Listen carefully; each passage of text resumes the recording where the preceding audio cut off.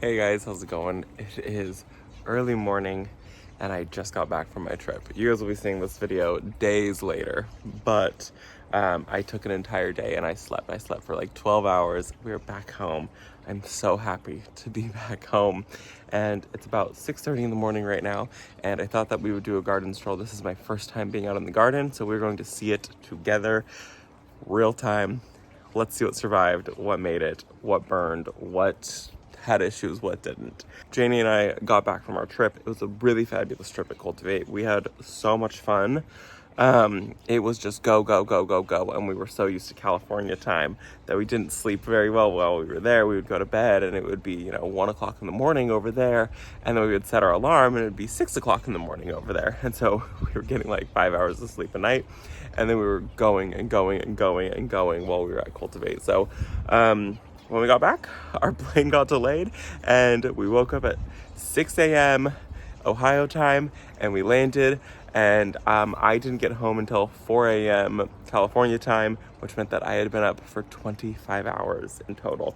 So first day back, I ended up sleeping. I think I woke up for maybe an hour and that was it. And so now I feel a million times better. I feel well rested. The bags under my eyes are gone and I cannot wait to see what's going on in my garden. So let's turn the camera around and see what made it. And I do need to pull out my sunflowers that I had back there. I was gonna do that before. I just didn't. So we are going to be doing that today, and we're going to be just taking a quick little garden stroll and see what's happening. So let's start over at the espalier. It looks like Brent had cleaned it up while I was gone. Maybe he did some maintenance because it's usually a little grown out. We've had to put this up because of the extremely hot days. The UV index was a little too high, that a lot of things were starting to burn and get crispy. That was happening before I left. So what we did put up the umbrella to stop some of the burn that was happening on this, but it looks like it's totally rebounded from it, which is really great. I can see where the umbrella is not, which is right there. It hasn't fully rebounded, but I don't think Brent's wound this up since I was gone. He was feeling sick while I was gone too, so he didn't get a whole lot done around the garden. It was more just little maintenance things, but this side over here looks good. This little pocket's not looking the best. Let's come over here. I think I'm gonna have to move this hydrangea this year.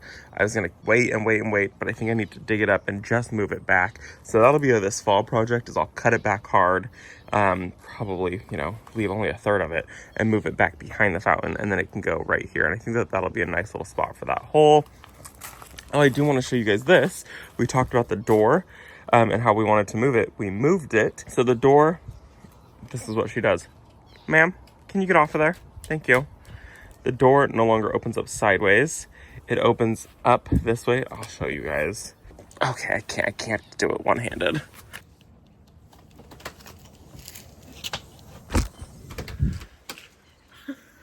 So it opens this way now. So now I can plant something right here where I wanted to plant something and not worry about it. So this basement door opens this way, which is so exciting now. That happened right before I left, and there just wasn't enough time to show you guys. So, ta-da! The basement door doesn't swing open to the side anymore.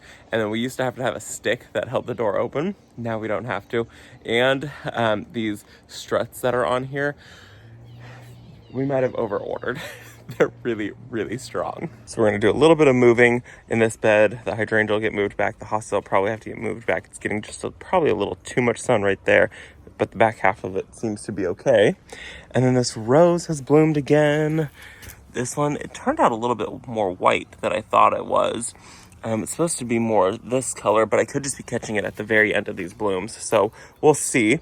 And then over on this side, I have I think it's an alocasia or an elephant's ear or something like that. And I think I need to pull it and discard it this year. Last year, it was like up to here. It was absolutely massive. And this year, it stayed much shorter and it's full of spider mites. So I do need to take care of that. Don't look at the weeds, okay? That's fun.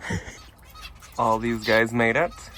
Everyone here is accounted for. And I think that we might have somebody laying on eggs, especially because that one's in its nest and somebody's sitting on top of it. The apple espalier is looking really good right now. Look at all of this new growth that it has pushed out just since I've been gone. I totally just touched, there's a spider web right here. I don't even think you guys can see it. Oh my gosh, totally put my hand right in it. Okay, anyways, all the new growth on here. We are getting so many orb weavers right now. It's kind of crazy how many orb weavers we have right now. They've come a little bit late this year. I was losing my words there. But they came late this year. I was expecting them to come maybe 2 months ago.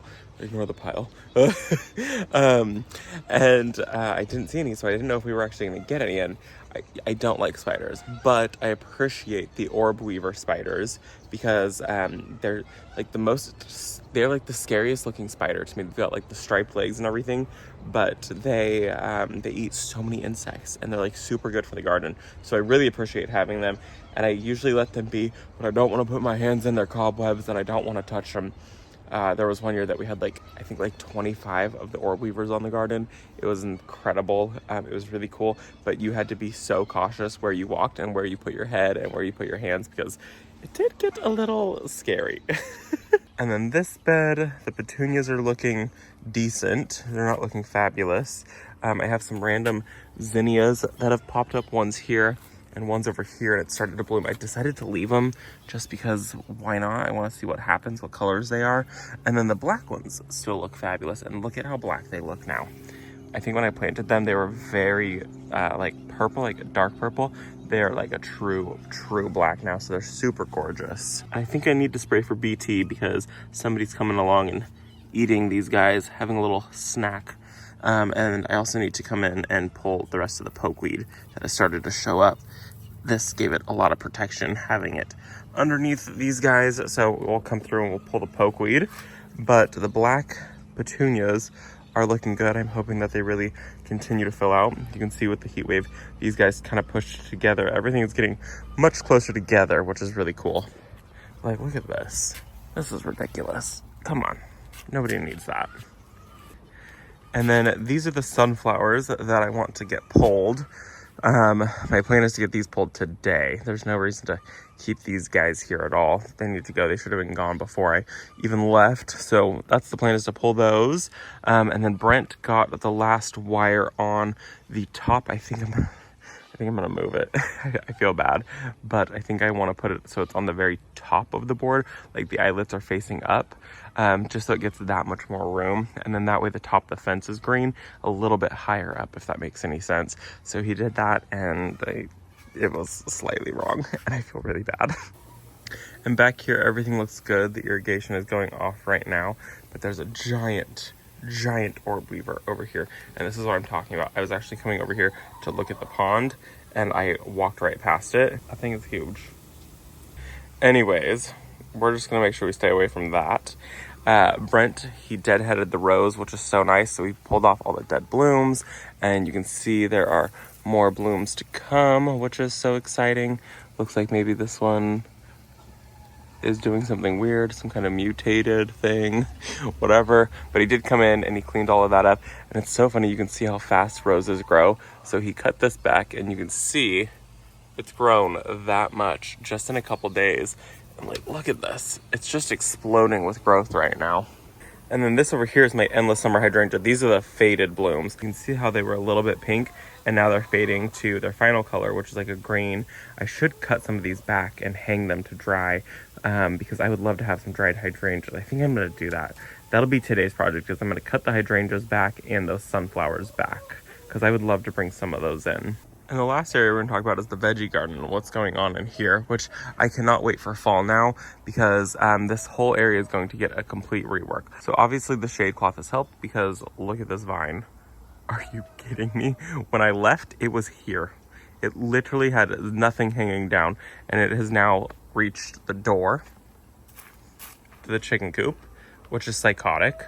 I'm not seeing any more cucumbers. Oh, wait, there's one cucumber there, and I think that might be it. Maybe it got a little too hot for it to continue producing. I did come in before I left, and I pulled out the entire other cucumber. I had two, and it wasn't it. This was supposed to be a jalapeno, I think, and there are a couple peppers going on there. I don't know what I'm gonna ever do with those, so we'll see what happens. Oh look, there's another cucumber, but there's a spider web, so I'm not gonna put my hand in there. This was supposed to be Was this supposed to be the jalapeno? I think this is the jalapeno. That's the jalapeno. The other one, I think, was supposed to be a bell pepper. Was that supposed to be a bell pepper? Obviously, I did a really good job. This is why I make videos. But look at my butternut squash. It's huge. So that's exciting. I think I'm going to cut all of the rest of the like vine off because I don't need all of this happening. This is a little crazy. So I think I'm going to cut most of this off. And if I just get one butternut squash, that'll be fine because I will be the only one who eats it. Brent, I don't think would even try it. And then over here on the herb wall, everything is full of cobwebs. So I don't know if I'll be eating a single one of these herbs. And then look at, I got a mislabeled plant. There's the label right there. It is supposed to be a bell pepper, Purple Beauty. That is not a bell pepper or purple at all. And then here are the tomato plants, which also have spider mite damage on them. There is so much spider mite damage back here, so that's fun. I think what I'll do this year is I will try to keep everything maybe with like an overhead sprinkler to try and keep everything wet to keep the spider mites down. That's what Janie was saying, and a few other people have told me that also. Now that we've gone through everything, let's go and get these sunflowers cut back and those hydrangeas.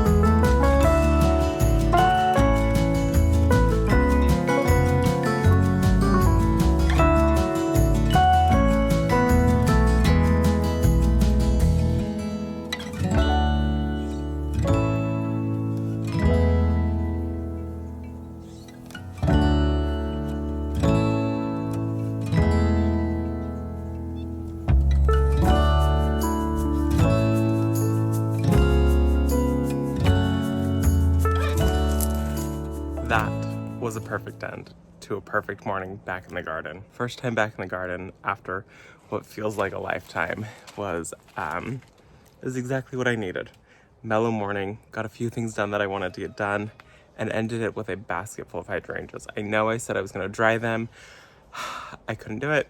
Once I had them all in my hand, I decided that I absolutely needed to bring them inside and enjoy them exactly how they are. after going to Ohio, and the streets were lined with hydrangeas and people's properties were lined with hydrangeas. I need more hydrangeas in my life. They're so magical.